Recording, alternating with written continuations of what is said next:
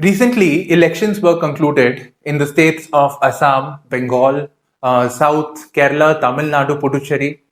So elections were conducted, but the problem was that it was taking place during the time of the pandemic.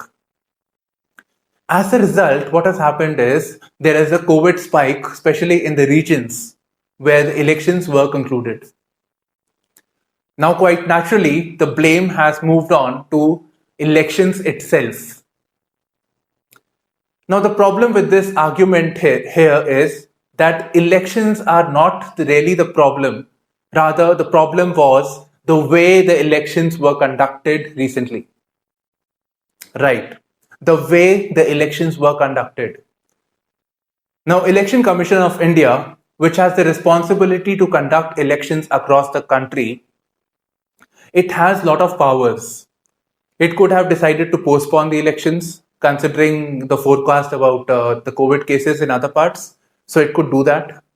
Then the Election Commission of India did not focus, but rather it said it established certain protocols with respect to the pandemic.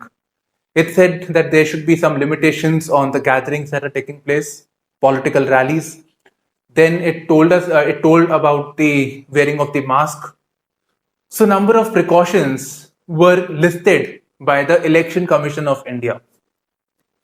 But unfortunately, neither the Election Commission nor the government at the center or state gave due regard to this, as elections became the attention or the most important thing for them at that point of time. So it's basically the way the elections were conducted, and it is also about the non-accountability of the institutions. It's not the elections, it's the people who conduct the elections who are to be blamed over here. And we also need elections. Elections, we could have postponed this time election, but we cannot keep postponing the elections indefinitely. We need elections. Elections are a way where we decide our political representatives. It is maybe one of the, in the 5-year tenure of the government, that one time the politicians come to you and ask you your problems.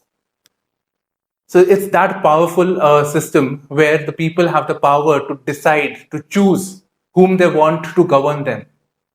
So elections are very much needed, and it is an instrument of holding the government accountable.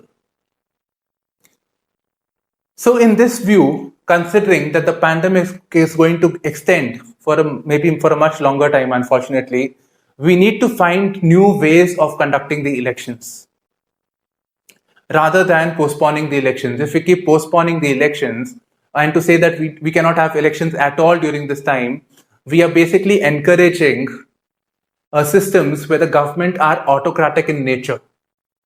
And there has been tendencies, even in the past, well before, it has seen that the government accumulates all the power, not the government, the people in power accumulate all the power, and they create dictatorships, autocracies, and all those things. So we need some exercise of power as citizens, and elections are required. The focus now should be evolving new ways of conducting elections given the recent pandemic. If the schools and the educational institutions can find ways of teaching, right, there are no more physical classrooms now, rather the teaching is taking place digitally. Why can't the election rallies be conducted on the mobile phones themselves? It can be conducted digitally. The citizens and the politicians can interact digitally. So that is possible. Coming to the people, accumulating for giving votes, it can be done in a way that there is an appointment-based system. Election Commission of India, and also logically the government, Election of Commission of India basically has a control over the government. So the government has all the data that it needs to set appointments. And with the help of technology, it's much more easier today than ever before. So that could have been leveraged.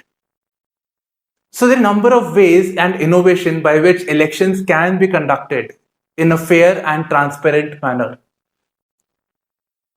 And this is how things should move from now on.